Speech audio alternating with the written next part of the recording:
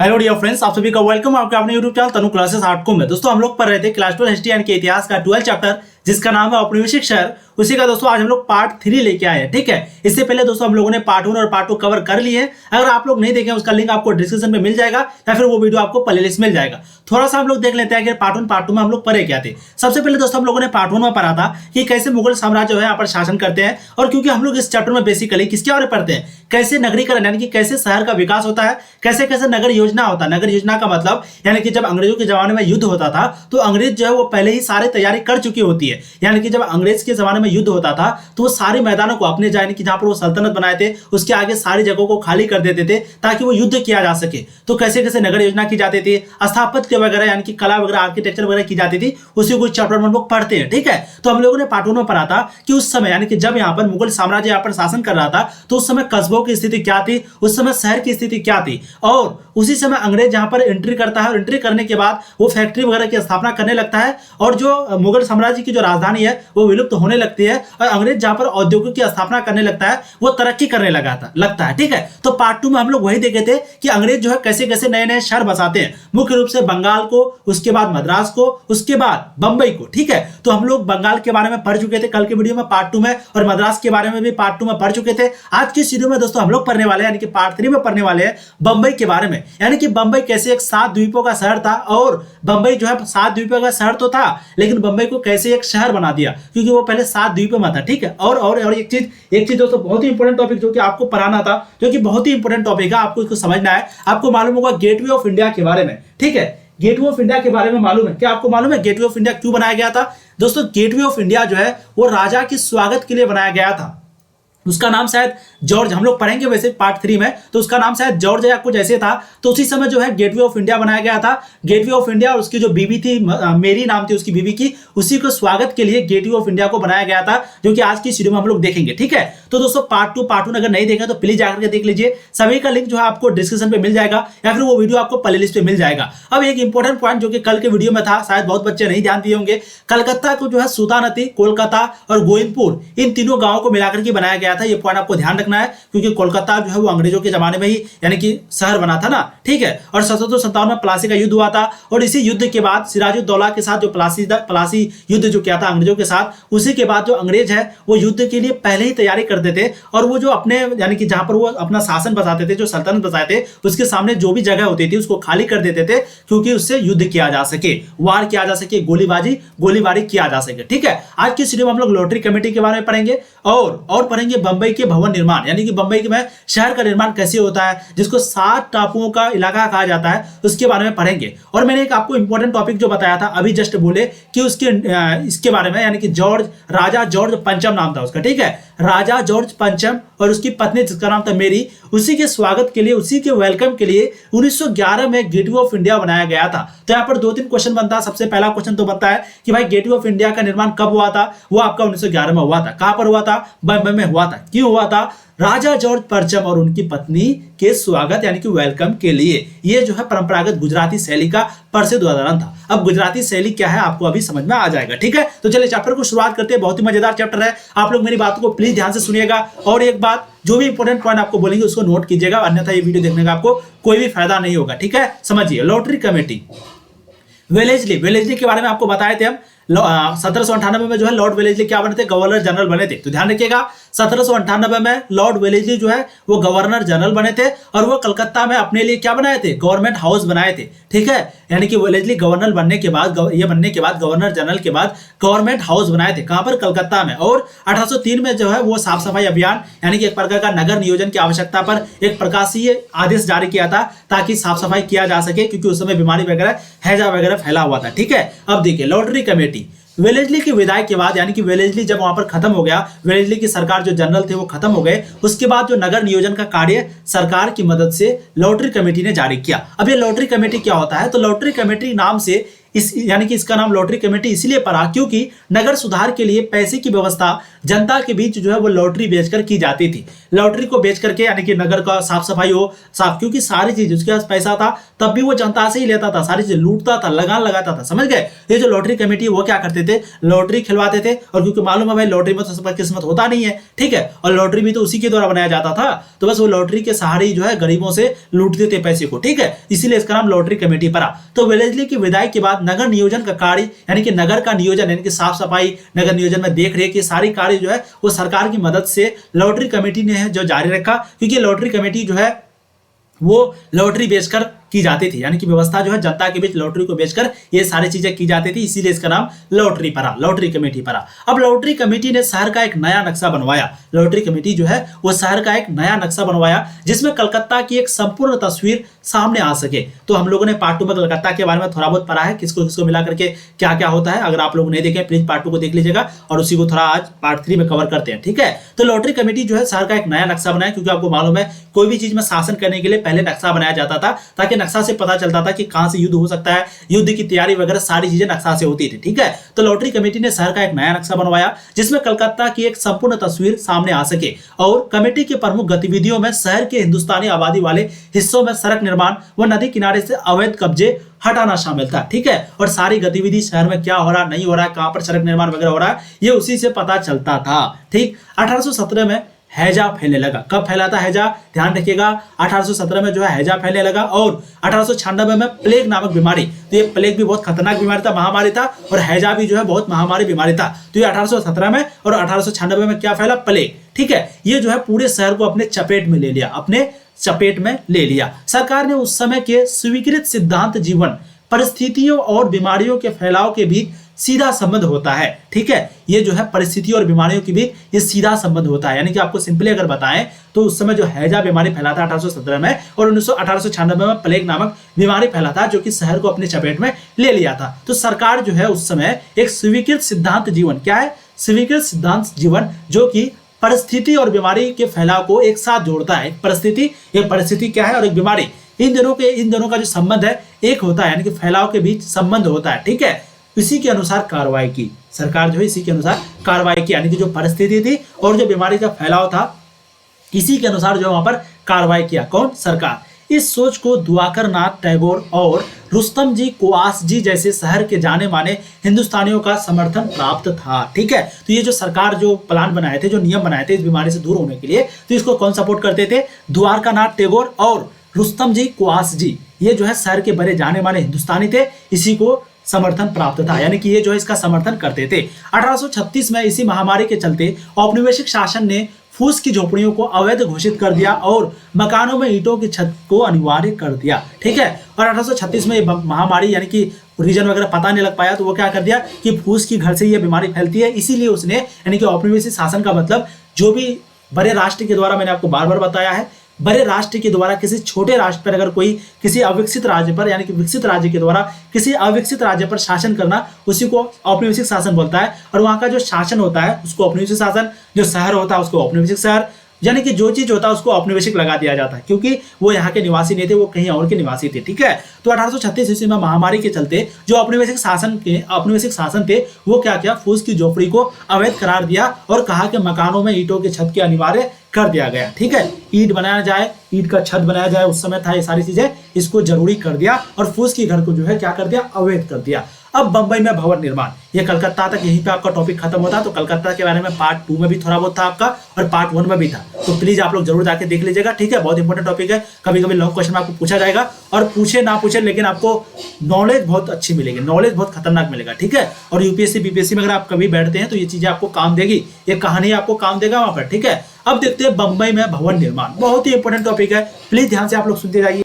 बंबई में भवन निर्माण, शुरुआत में बंबई को जो है 7 टापुओं का इलाका कहा जाता था, यानी कि जब अंग्रेज यहाँ पर था तो उस समय क्या कहा जाता था, 7 टापुओं का इलाका। जैसे जैसे आबादी बढ़ी इन टापुओं को एक दूसरे के साथ जोड़ दिया गया ताकि अधिक स्थान बन सके, और इस प्रकार बंबई जो है एक विशाल शहर के रूप में अस्तित्व में आया। क्योंकि आपको मालूम है, मैंने आपको एक और इंपॉर्टेंट बताया था कि 1900 से लेकर के 1940 के बीच बम्बई हो गया 1940 के बीच, बम्बई हो गया आपका, कलकत्ता हो गया और मद्रास हो गया, ये विशाल शहर बन गए थे। ठीक है, तो अधिक स्थान बन सके, इसी प्रकार बम्बई जो है एक विशाल शहर के रूप में अस्तित्व में आया। और 19वीं सदी के अंत तक भारत का आधा निर्यात, भारत का, पूरे भारत का आधा निर्यात और आयात यानी कि एक्सपोर्ट और इंपोर्ट, जहां पर यानी कि दूसरे देशों के साथ कारोबार होती है उसी को बोलते हैं एक्सपोर्ट और इंपोर्ट। ठीक है, एक्सपोर्ट मतलब यानी कि भारत का जो सामान है वो बाहर गया, ठीक है, और इंपोर्ट मतलब जो बाहरी देश का सामान है वो अंदर आया, तो इसको इंपोर्ट बोला जाता है यानी कि आयात। और निर्यात मतलब जो भारत का सामान है वो बाहर गया। तो 19वीं सदी के अंत तक भारत का जो आधा निर्यात और आयात है वो बंबई से ही होता था। इसीलिए आज बंबई इतना तरक्की किया हुआ, क्योंकि वहां पर समुद्र वगैरह सारी चीजें, और आपको मालूम है समुद्र अगर रहेगा तो वहां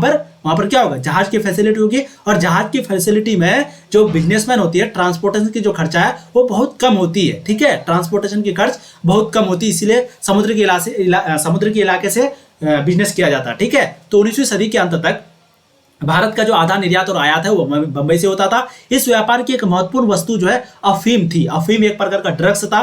तो ये जो व्यापार होता था, ज्यादा कौन चीज का व्यापार होता था, अफीम की। और ये अफीम जो है सबसे ज्यादा चीन को निर्यात किया जाता था। तो ईस्ट इंडिया कंपनी जो था वो यहाँ से यानी कि भारत से अफीम यानी कि चीन को जो है अफीम का निर्यात करता था, यानी कि एक्सपोर्ट करता था। तो चीजें आपको समझ में आ गई कि व्यापार होता था, किस चीज का व्यापार होता था, सबसे ज्यादा अफीम का किसको दिया जाता था, चीन को। भारत को क्या कहा, यानी कि बंबई को क्या कहा जाता था, 7 टापुओं का इलाका। ठीक, अब देखिए बंबई के पूंजीगत वर्ग में पारसी, मारवाड़ी आप लोग सुनेंगे, पारसी भी सुनेंगे, एक कोकनी मुसलमान, एक बोहरा, एक यहूदी और आर्मेनियाई विभिन्न समुदाय के लोग शामिल थे। और बंबई में जो है पूंजीगत वर्ग में ये सभी लोग शामिल थे। ठीक है, सभी समुदाय के लोग यहाँ पर शामिल थे।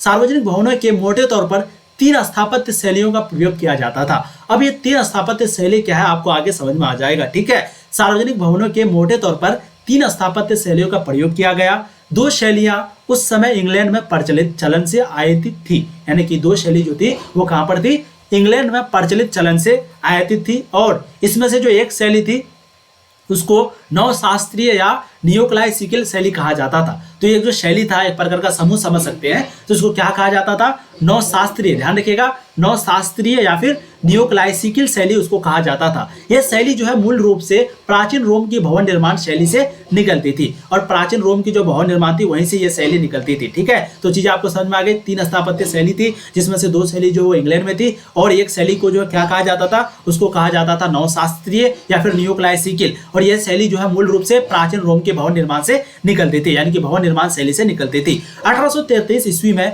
बंबई का टाउन हॉल इसी शैली यानी कि नियोक्लासिक शैली के अनुसार बनाया गया था। ठीक है, 1833 ईस्वी में बंबई का जो टाउन हॉल है वो इसी शैली यानी कि जो नियोक्लासिक शैली है इसी के अनुसार बनाया गया था, इसी समूह के अनुसार बनाया गया था। 1860 के दशक में, वैसे शैली का मतलब अगर आप ढूंढेंगे ना तो शैली का मतलब होता है स्टाइल, इसलिए ये लोग जो है बहुत ज्यादा स्टाइल जमाते थे और बड़े बड़े भवन का निर्माण करते थे, जैसे कि बंबई में टाउन हॉल हो गया। ठीक है, तो 1833 में जो है बंबई में टाउन हॉल की निर्माण हुई थी। ध्यान रखिएगा किसने किया था, नियोक्लासिक शैली के अनुसार बनाया गया था। 1860 के दशक में सूती कपड़ा उद्योग की बढ़ती हुई तरक्की के समय बनाई गई बहुत सारी व्यवसायिक इमारतों के समूह को क्या कहा गया, एलिफेंस्टन सर्कल कहा जाता था। ठीक है, तो 1860 के दशक में जो सूती कपड़ा उद्योग है, जो फैक्ट्री है सूती कपड़ा के, उस समय बहुत ज्यादा तरक्की हुआ, बहुत ज्यादा बढ़ा। तो उसी समय एक बनाई गई थी, सारी व्यवसायिक जो इमारतें बनाई गई थी वो इसी समूह को, यानी उस समूह को क्या कहा जाता था, एलिफेंस्टन सर्कल कहा जाता था। बाद में इसका नाम बदलकर रख दिया गया हॉनिरमान सर्कल। ठीक है, तो ध्यान दीजिएगा, पहले इसका नाम था एलिफेंस्टन सर्कल और बाद में उसका नाम बदलकर रख दिया गया हॉनिरमान सर्कल। क्वेश्चन पूछता नहीं है, बस नॉलेज के लिए, नॉलेज बहुत जरूरी है। ठीक है, तो 1860 के दशक में जो है सूती कपड़ा उद्योग के बढ़ते तरक्की के कारण इस व्यवसायिक इमारतों को कहा गया एलिफेंस्टन सर्कल कहा जाता था, एलिफेंस्टन सर्कल, और उसके बाद नाम बदल करके रख दिया गया हॉनिरमान सर्कल। ठीक है, यह नाम जो है भारतीय राष्ट्रविदों की हिमायत करने वाले एक अंग्रेज संपादक के नाम पर पड़ा था, और यह इमारत इटली की इमारतों से प्रेरित था। और ये जो नाम पड़ा था वो राष्ट्रवादियों को, यानी कि जो भारत के राष्ट्रवादी थे उसको समर्थन करता था, उसको सपोर्ट करता था। अंग्रेज के एक संपादक, उसी ने इसका नाम रखा था। और ये जो इमारत थी वो इटली की इमारत से मिलता जुलता था। ठीक है, प्रेरित था, वहीं से इंस्पायर्ड था, वहीं से डिजाइन वगैरह लिया गया था। अब एक है नव गोथिक शैली। हम लोगों ने एक शैली के बारे में देखा, क्या नाम था उस शैली का, उसका नाम था नियोक्लासिक शैली। क्या नाम था, नियोक्लासिकल शैली। अब देखते हैं नव गोथिक शैली।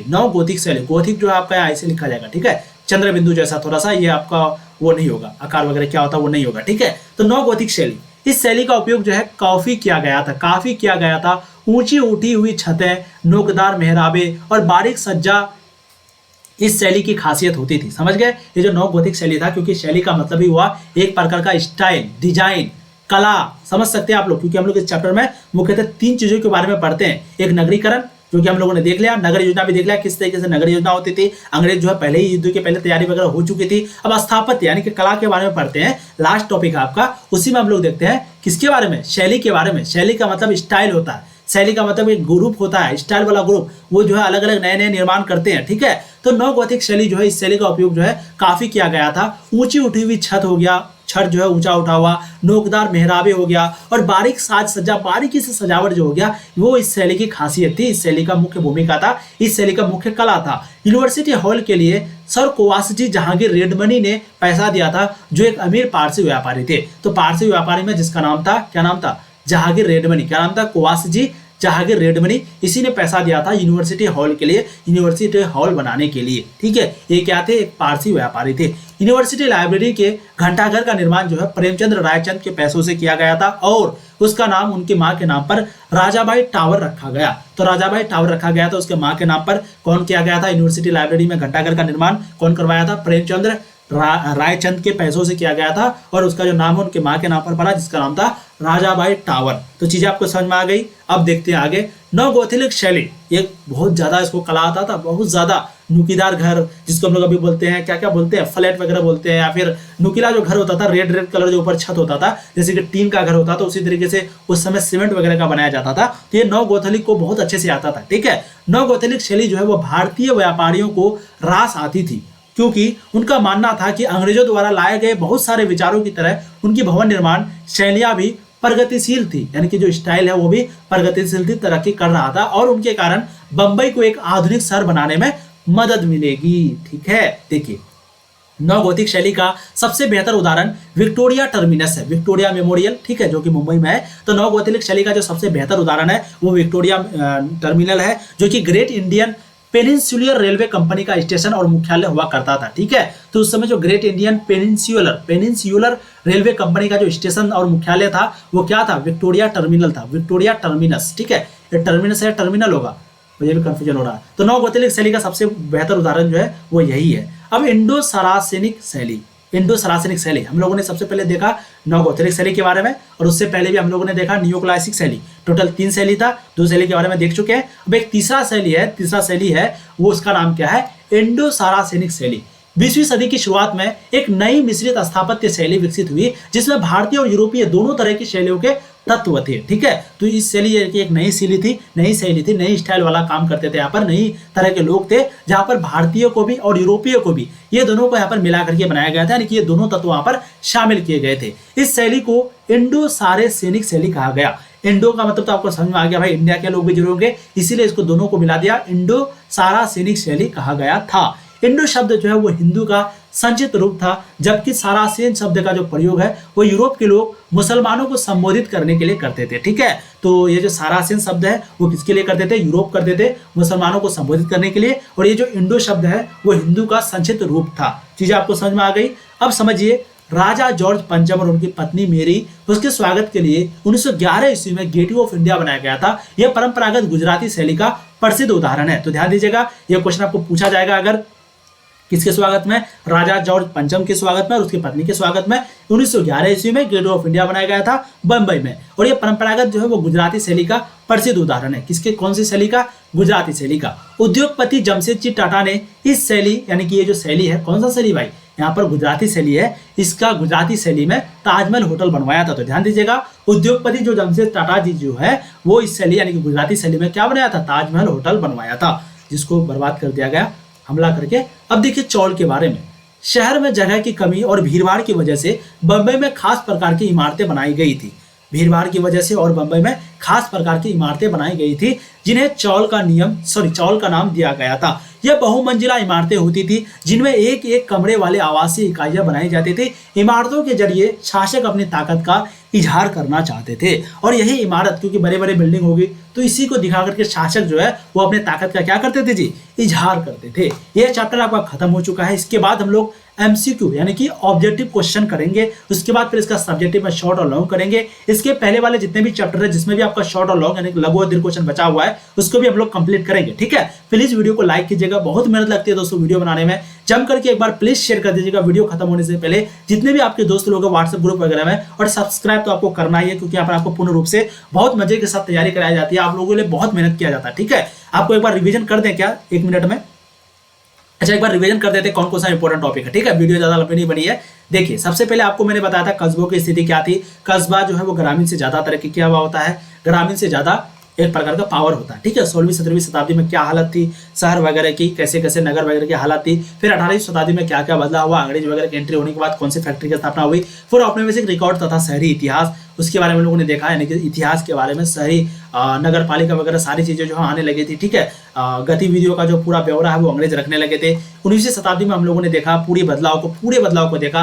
19वीं शताब्दी में ही जो आपका 3 शहर मद्रास, कोलकाता और कलकत्ता, उस समय कलकत्ता बोला जाता था, और बंबई जो है वो विख्यात हुआ। ठीक है, उसके बाद फिर हम लोगों ने किले बंदरके के बारे में देखा, फिर व्हाइट टाउन और ब्लैक टाउन के बारे में देखा। व्हाइट टाउन यानी कि गोरा शहर, ब्लैक टाउन यानी कि काला शहर जिसमें भारतीयों को रखा जाता था। एक नया शहरी परिवेश बना, यानी कि पार्ट 2 में हम लोगों ने देखा था कि कैसे कैसे कंपनी की स्थापना करने के बाद उसका यानी कि बैंकिंग की स्थापना किए जाते हैं, बीमा एजेंसी की स्थापना की जाती है। ठीक है, उसके बाद कलकत्ता में स्थित राइडर्स बिल्डिंग की स्थापना किए जाते हैं। फिर एक नया वर्ग बनाया जाता है सिविल लाइंस, जहां पर सिर्फ किसको जाने का ये होता है, परमिशन होता है सिर्फ अंग्रेजों को, यानी कि गोरे लोगों को, भारतीयों को जाने का परमिशन नहीं होता है। लेकिन भारतीय सैनिक को जाने का परमिशन सिर्फ सैनिक को होता है, वो भी सिर्फ पहरा देने के लिए। ठीक है, तो हम लोगों ने देखा था पहला हिल स्टेशन के बारे में पढ़ा था, क्योंकि यहाँ की जो क्लाइमेट है, जो भारत की जो क्लाइमेट है वो थोड़ा गर्म है, और अंग्रेज की जो क्लाइमेट थी वो अंग्रेज की ब्रिटिश की वो थोड़ा मतलब कि ठंड थी, तो इसलिए उन लोगों को हिल स्टेशन बहुत ज्यादा पसंद था। हिल स्टेशन का मतलब पहाड़ी क्षेत्र है। ठीक है, और बाद में वो जो है हिल स्टेशन को ही औपनिवेशिक शहर बना दिया।